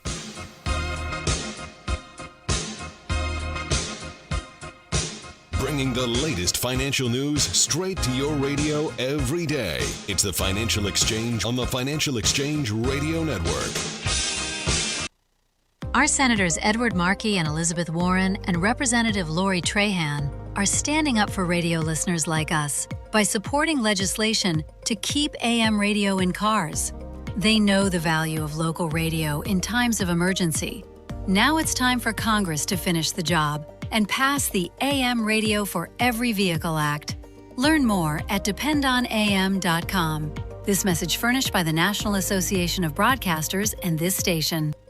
This is Michael Valila, Adjutant of the Disabled American Veterans Department of Massachusetts. The DAV of Massachusetts has helped me and countless others adjust to civilian life through a variety of incredible programs. Through our local Veterans Assistance Program, we provide necessary services to veterans and their communities, such as food shopping, landscaping, and companionship, but we need your support. You can help by making a donation today. Please visit dav5k.boston. That's dav5k.boston. When going through a divorce, understanding the rules around your finances can make a real difference. This is Chuck Zodda from the Armstrong Advisory Group. State law plays a major role in how assets are divided, whether that means a strict split or a distribution based on what the court considers fair. Health insurance and Social Security benefits are other considerations that you'll need to prepare for. You may have been covered under a spouse's plan and now need to find one of your own, and Social Security may offer benefits based on your former spouse's record. Our new guide, Divorce in Your Financial Plan, will walk you through these issues and more to help you make informed decisions that may affect your future. Call 800-393-4001 to request your free copy. That's 800-393-4001, or request the guide online at armstrongadvisory.com. The proceeding was paid for by Armstrong Advisory Group, a registered investment advisor. Nothing in the ad or in any Armstrong guide is specific financial, legal, or tax advice. Consult your own financial, tax, and estate planning advisors before making any investment decisions. Armstrong may contact you to offer investment advisory services.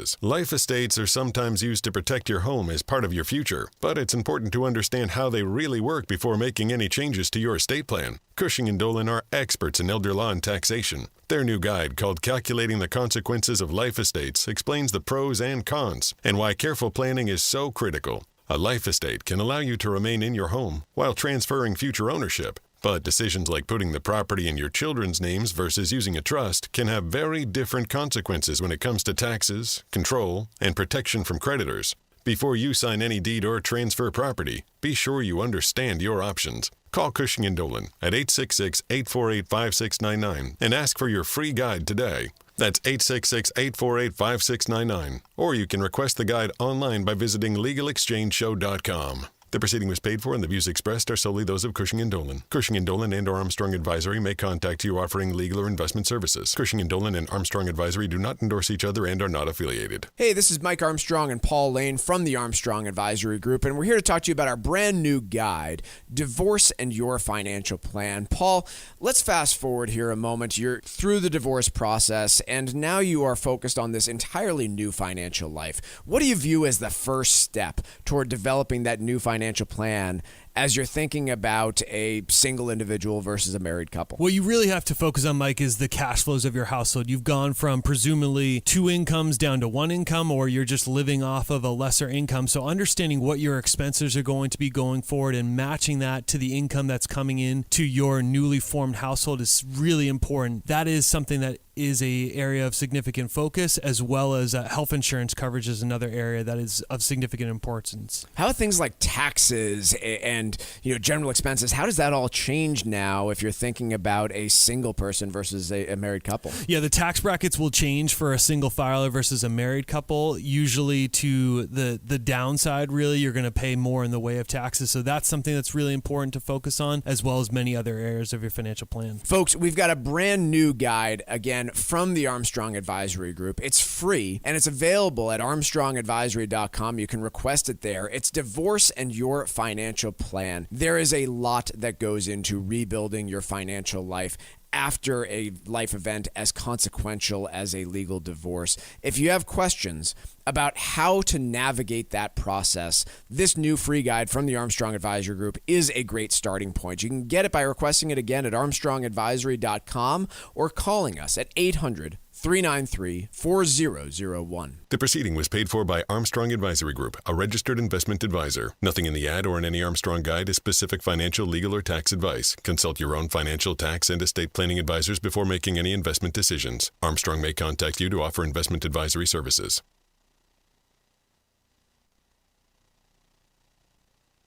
Time now for Wall Street Watch, tracking the stocks, the data, and the headlines driving markets so far today, right here on the Financial Exchange Radio Network. The markets are adding to yesterday's losses as increased uncertainty swirls around energy markets and the conflict in Iran. Right now, the Dow is down 0.8% or 373 points. S&P 500 down 0.7%. NASDAQ down nearly 0.9%. Russell 2000 now mostly flat, dipping. 10-year Treasury yield is up 2 basis points at 4.277%, and crude oil up 1% higher today, trading at $97 a barrel. Micron Technology shares are falling 4% despite the chipmaker posted solid quarterly results where its sales nearly tripled as demand for its products outpaced supply. Meanwhile, Uber announced this morning it plans to invest up to $1.25 billion in EV maker Rivian, where 50,000 robo-taxis in several countries will be deployed through 2031. Uber shares down by 1%, while Rivian stock is climbing nearly 3% higher. Elsewhere, Five Below shares jumping 10% after the discount retailer posted higher quarterly profit and sales as shoppers favored its low-priced offerings during the holiday period. And after today's closing bell, we'll see earnings from FedEx. I'm Tucker Silva, and that is Wall Street Watch, and we have to do trivia here on the Financial Exchange, so let's get to it. Bruce Willis turned 71 years old today. Willis was one of the highest-grossing stars from the late 80s to the mid-2000s. So our trivia question today: what is the highest-grossing film of Bruce Willis's career? Once again, what is the highest-grossing film of Bruce Willis's career? Be the sixth person today to text us at 617-362-1385 with the correct answer, along with the keyword trivia, and you win a Financial Exchange Show t-shirt. Once again, the sixth correct response to text us to the number 617-362-1385 with the correct answer, along with the keyword trivia, will win that t-shirt. See complete contest rules at financialexchangeshow.com. One of the main gripes of Gen Xers is that nobody pays attention to them and everyone forgets about them.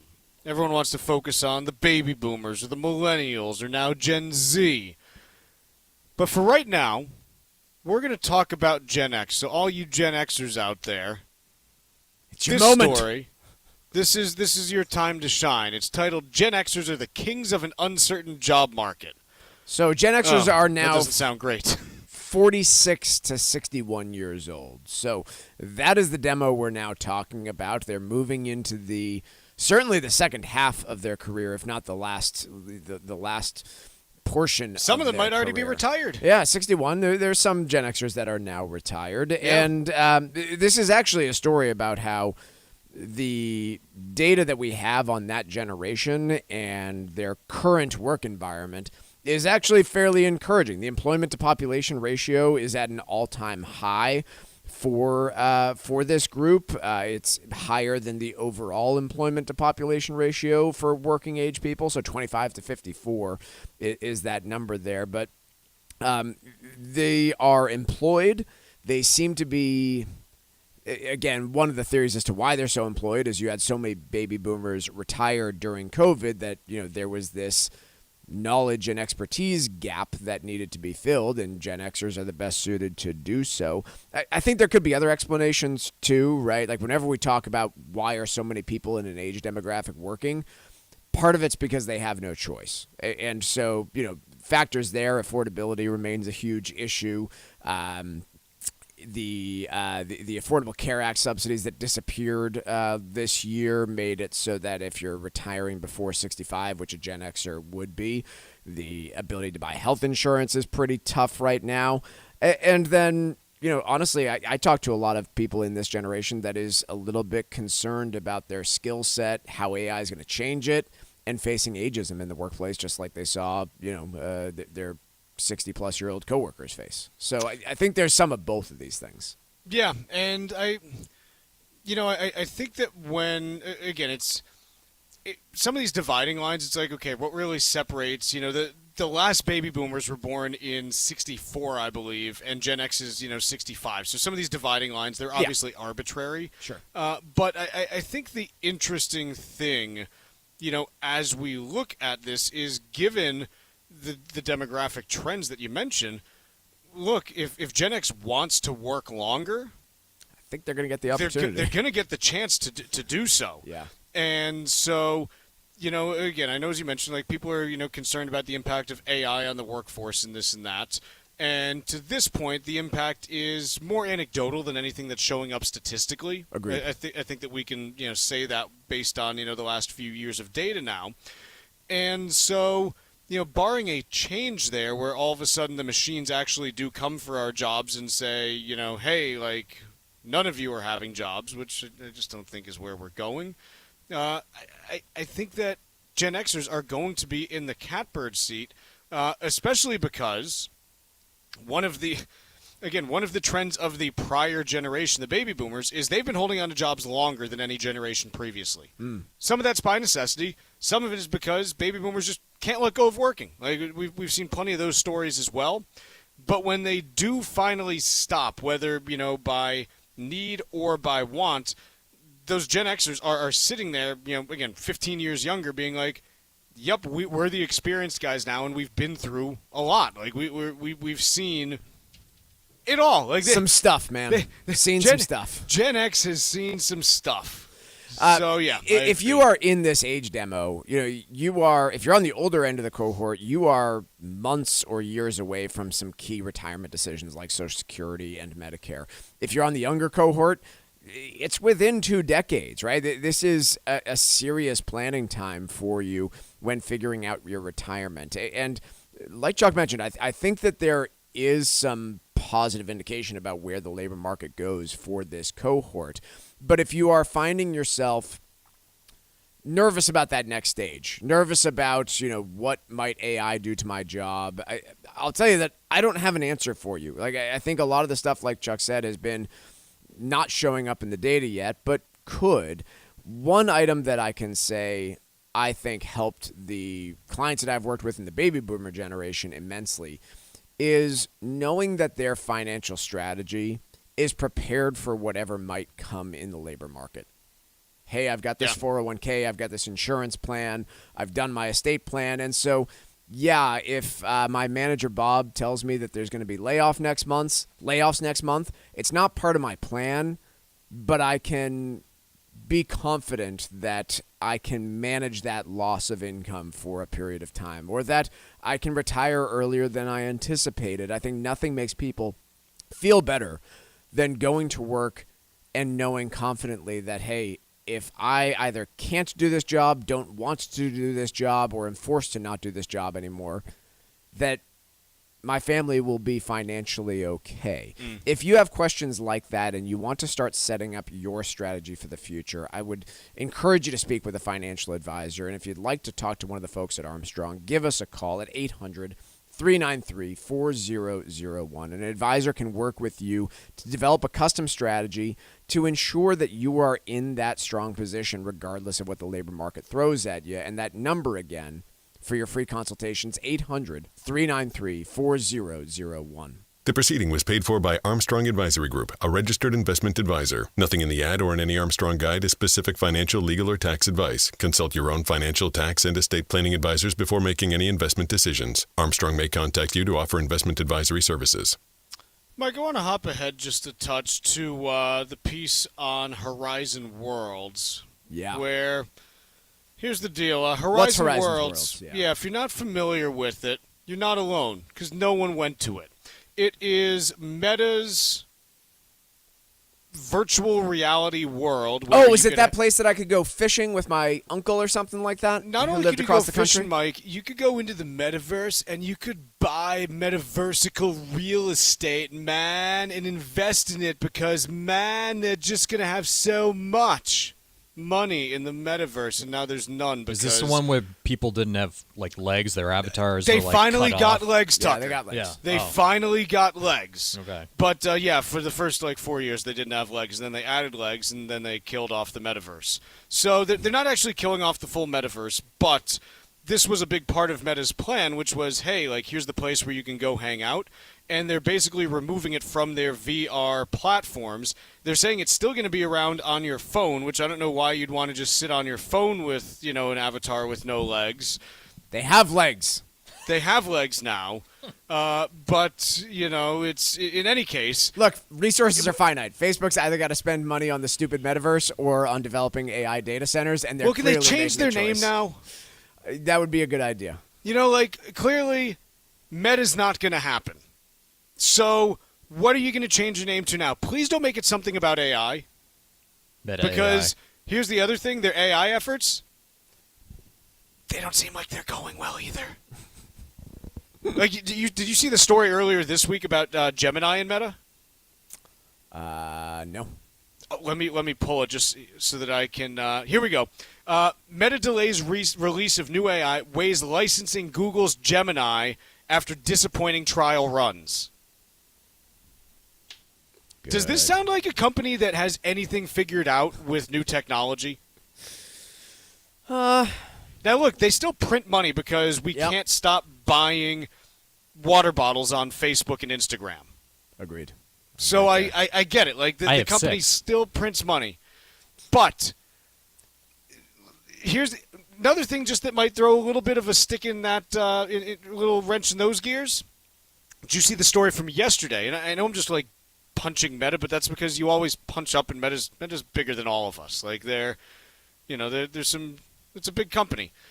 Here's the thing. Did you see the story that Meta is going to start paying influencers to post on Meta and not on TikTok and somewhere else? Woo!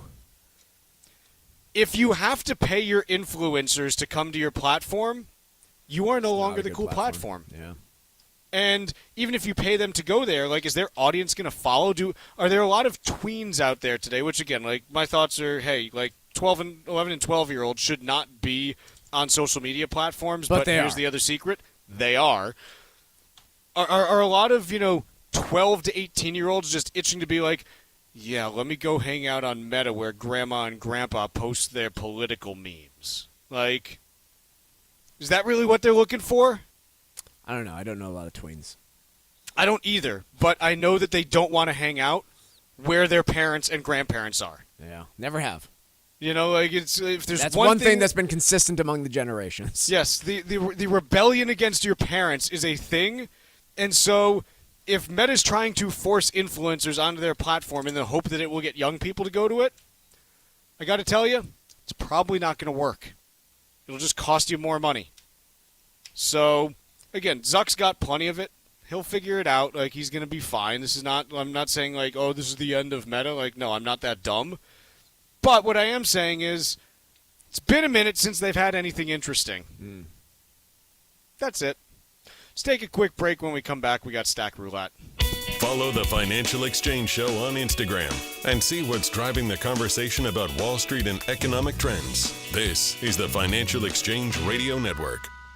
Life estates are sometimes used to protect your home as part of your future, but it's important to understand how they really work before making any changes to your estate plan. Cushing & Dolan are experts in elder law and taxation. Their new guide, called Calculating the Consequences of Life Estates, explains the pros and cons and why careful planning is so critical. A life estate can allow you to remain in your home while transferring future ownership. But decisions like putting the property in your children's names versus using a trust can have very different consequences when it comes to taxes, control, and protection from creditors. Before you sign any deed or transfer property, be sure you understand your options. Call Cushing & Dolan at 866-848-5699 and ask for your free guide today. That's 866-848-5699. Or you can request the guide online by visiting LegalExchangeShow.com. The proceeding was paid for and the views expressed are solely those of Cushing & Dolan. Cushing & Dolan and or Armstrong Advisory may contact you offering legal or investment services. Cushing & Dolan and Armstrong Advisory do not endorse each other and are not affiliated. When going through a divorce, understanding the rules around your finances can make a real difference. This is Chuck Zodda from the Armstrong Advisory Group. State law plays a major role in how assets are divided, whether that means a strict split or a distribution based on what the court considers fair. Health insurance and Social Security benefits are other considerations that you'll need to prepare for. You may have been covered under a spouse's plan and now need to find one of your own, and Social Security may offer benefits based on your former spouse's record. Our new guide, Divorce in Your Financial Plan, will walk you through these issues and more to help you make informed decisions that may affect your future. Call 800-393-4001 to request your free copy. That's 800-393-4001 or request the guide online at armstrongadvisory.com. The proceeding was paid for by Armstrong Advisory Group, a registered investment advisor. Nothing in the ad or in any Armstrong guide is specific financial, legal, or tax advice. Consult your own financial, tax, and estate planning advisors before making any investment decisions. Armstrong may contact you to offer investment advisory services. Environmental nonprofit Ocean River Institute is working with communities to tackle climate change with nature-based solutions that feature slowing water down and building more soil with grasses and plants. Research indicates that people acting in their own neighborhoods can build an inch of soil in a year and slow sea level rise down by as much as 25%. Please visit oceanriver.org for more information on opportunities to make a difference and go the distance for savvy stewardship of a greener and bluer planet Earth. As a busy mom to 4 kids, my to-do list is full. Trying to fit in exercise, eating right, and prioritizing self-care can feel next to impossible. While we can't add more hours to the day, we do have a great resource to help. Go Red for Women has easy tips, tools, and information to help you and your family live a healthier life. So to all the moms, the aunts, the grandmothers, and amazing women out there doing it all, visit goredforwomen.org/momlife today. You take care of them, Go Red for Women will take care of you.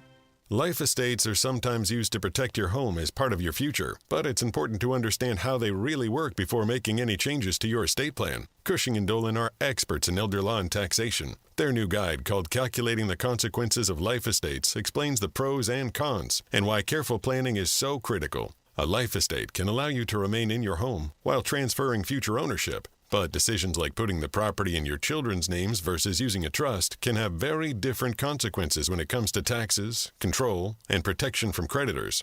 Before you sign any deed or transfer property, be sure you understand your options. Call Cushing & Dolan at 866-848-5699 and ask for your free guide today. That's 866-848-5699. Or you can request the guide online by visiting LegalExchangeShow.com. The proceeding was paid for and the views expressed are solely those of Cushing & Dolan. Cushing & Dolan and or Armstrong Advisory may contact you offering legal or investment services. Cushing & Dolan and Armstrong Advisory do not endorse each other and are not affiliated.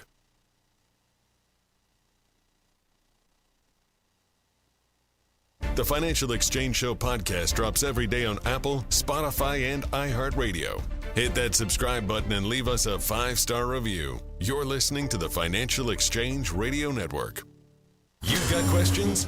We've got answers. It's time for the Money Matters Mailbag. We're tackling your calls and emails on everything from economic policy to global markets and everything in between. Leave us a voicemail at 339-399-4333 and you might hear it on the show. You can also email your question to tfeshow@gmail.com. Now, it's time for the Money Matters Mailbag. All right, gentlemen, before we get to the Money Matters Mailbag, just want to pay off trivia here. Question was, what is the highest grossing film of Bruce Willis's career? That would be The Sixth Sense, and Tyler from Broomfield, Colorado is our winner today. Listening in on Sirius XM, he's taking home a Financial Exchange Show t-shirt, and we play trivia every day here in the Financial Exchange. See complete contest rules at financialexchangeshow.com. Now, on to the mailbag here, boys. So our first question is going to come from Derek on the Cape, asking you boys the question, what are your personal favorite financial/investing books to educate yourself more about markets? Anything off the top of the old noggin there? I have a list that I actually have somewhere on this. Just need one or two, you know. Let's see. I mean, again, there's a million of these. I think, again, I personally find trading books to be more interesting than investing ones. Depends where you're starting from, right? It really depends on what you're. Well, my point is, I don't have like a lot of investing books like on my list. So, like, I can't make something up. Bogle's book would be on my list of like Common Sense Investing by Bogle. I think. Isn't there? Sorry, go ahead. No, you. What's the? I've never read it, but I've always heard like The Intelligent Investor. Isn't that one of the like staples? Yep. Benjamin Graham. Okay. Yep. On the trading side, there's a guy by the name of Brent Donnelly who's a Forex trader who has a book out called Alpha Trader that I always found interesting. Goes into like a lot of risk management and discussion like that. There's another guy, Simon Rhee, who has a book, The Tao of Trading, that I found to be really interesting as well. But there's millions of them. I mean, again, there's ultimately the thing about markets. There are millions of different games that you can play. What you need to figure out is what you're comfortable with from a risk perspective, what kind of trading and or investing you enjoy doing, and where you can possibly find an edge. And the big thing that I'll say in anything is if you can't accurately describe what your edge is in 30 seconds, then you don't have one. Yeah.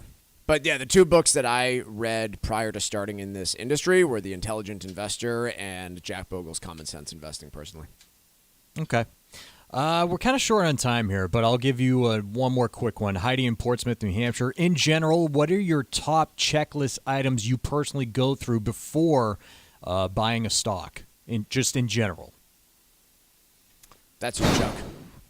So, I mean, again, so from a personal perspective, don't buy any. I don't buy any individual stocks at this point because I realized that there were people that were way smarter than me and who spent way more time on it. So I'd be lying if I said like, hey, here's exactly what I do. I know that that's like not the answer that you want to hear, obviously, but again, I realized that's not my game, and so it's not something where I have any quantifiable edge. And so I wasn't, comfortable saying, hey, here's what I need to do before buying a stock. I never got to that point with it. And so it's just something where in my personal process, I made the evaluation that was not a game I wanted to play because I thought it would cost me more money than it would end up making me. I have a family member who is a financial advisor in Texas, and the financial advisor's brother was giving out stocks to every newborn kid in the family. Like, you've got a newborn, we're going to put a stock in the kid's name, and he's just going to hold it. And the financial advisor, his brother, got so upset with him. He was like, you are creating a bunch of addicts to something that these kids are never going to know anything about. Don't do it anymore. So it genuinely, among some, even the idea of using individual stocks is taboo to some. So, yeah, it's surprising information for some there.